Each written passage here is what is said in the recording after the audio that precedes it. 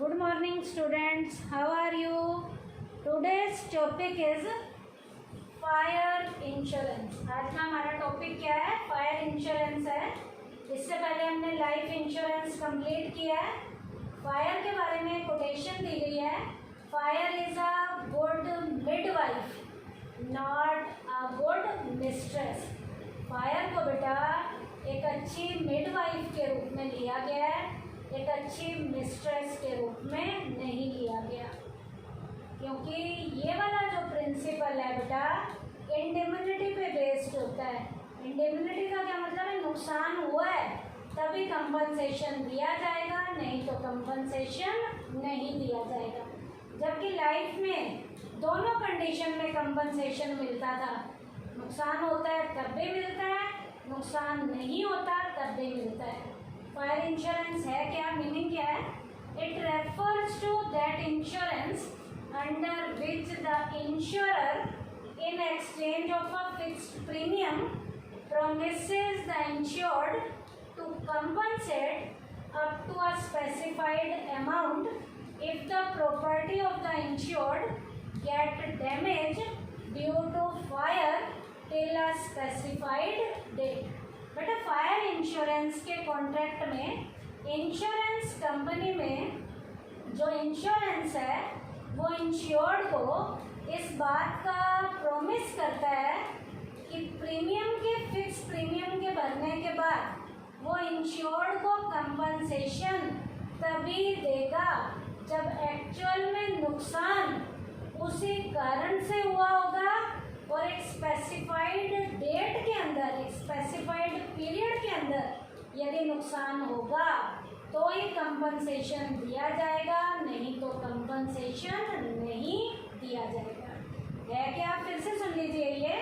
It refers to that insurance under which the insurer in exchange of a fixed premium promises the insured to compensate up to a specified amount if the property of the insured get damaged due to fire till a specified date। ये तो बेटा fire insurance का meaning था।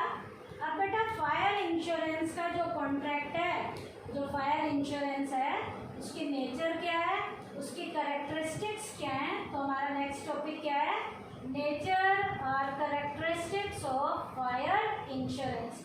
इसकी nature में या characteristic में first point है रिटन कॉन्ट्रैक्ट। फायर इंश्योरेंस क्या है? It is a written contract between insured and insurer. Fire insurance का कॉन्ट्रैक्ट बेटा रिटन का कॉन्ट्रैक्ट होता है। ये कोई ओरली कॉन्ट्रैक्ट नहीं होता, रिटन का कॉन्ट्रैक्ट होता है। किस किस के बीच में? इंश्योर्ड और इंश्योरर के बीच में। इंश्योर्ड कौन होता है? जिसने इंश्योरेंस करवाया है। इंश्योरर कौन है? जिससे इंश्योरेंस करवाया गया है। तो ये कॉन्ट्रैक्ट फायर इंश्योरेंस का रिटन का कॉन्ट्रैक्ट है इंश्योर्ड और इंश्योरर के बीच में। सेकंड पॉइंट है two parties. There are always two parties. यहाँ पर दो पार्टीज का होना हमेशा जरूरी है। और आप सबको पता है बेटा वो दो पार्टीज कौन कौन सी होती हैं? That is insured and insurer. Insured और इंश्योरर इन टू पार्टीज का होना कंपल्सरी है।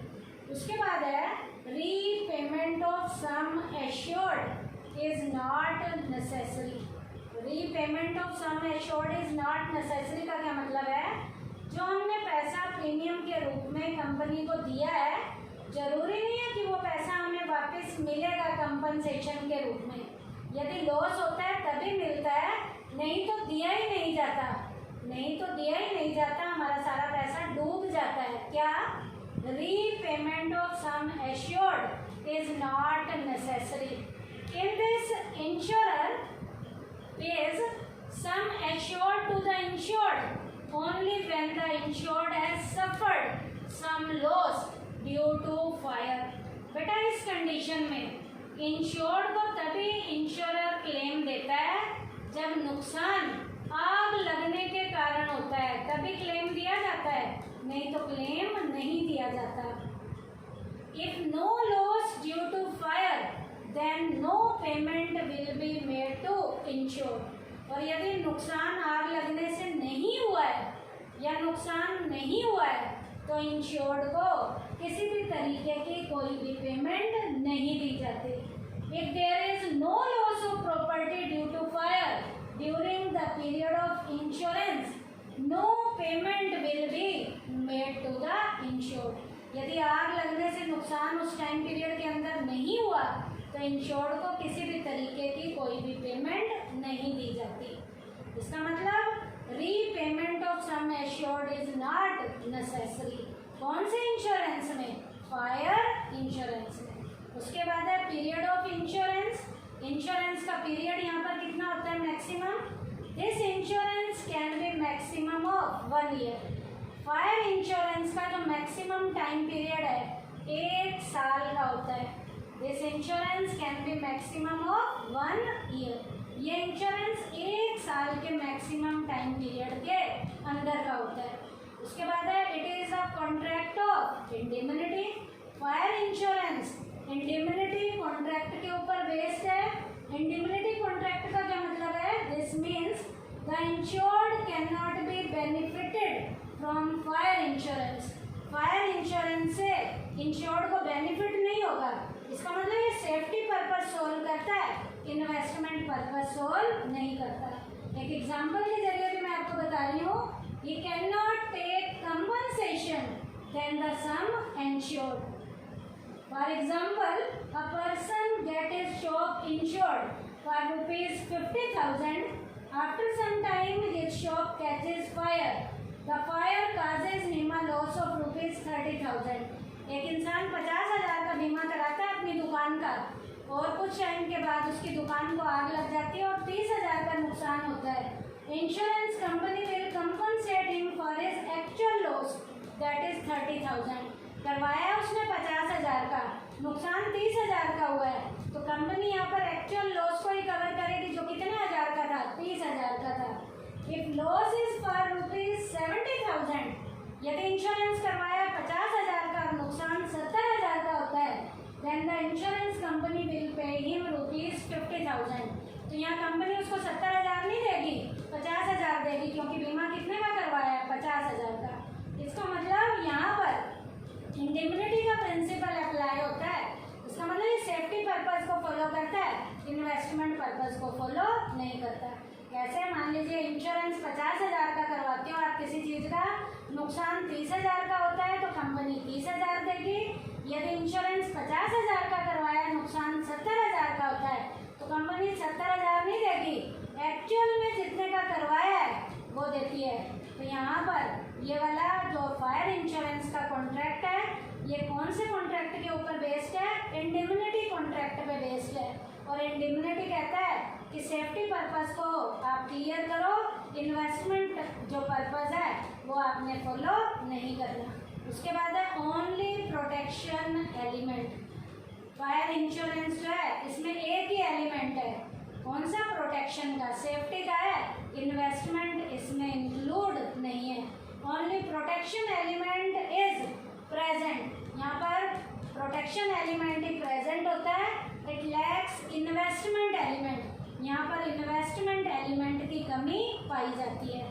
ये मैंने इंडेमनिटी में भी बताया था कि सेफ्टी का एलिमेंट है, इन्वेस्टमेंट एलिमेंट नहीं है। कौन से इंश्योरेंस में? फायर के इंश्योरेंस में। उसके बाद है use of word insurance. Insurance word का यूज किया जाता है किसकी जगह? एश्योरेंस की जगह। In the fire insurance instead of word assurance, assurance word के बजाय यहाँ पर कौन से वर्ड का यूज किया जाता है? इंश्योरेंस यूज, इंश्योरेंस का यूज किया जाता है।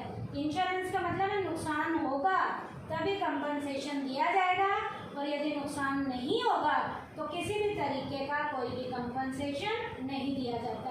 तो फायर इंश्योरेंस में कौन से वर्ड का यूज किया जाता है? इंश्योरेंस का यूज किया जाता है, एश्योरेंस का यूज नहीं किया जाता।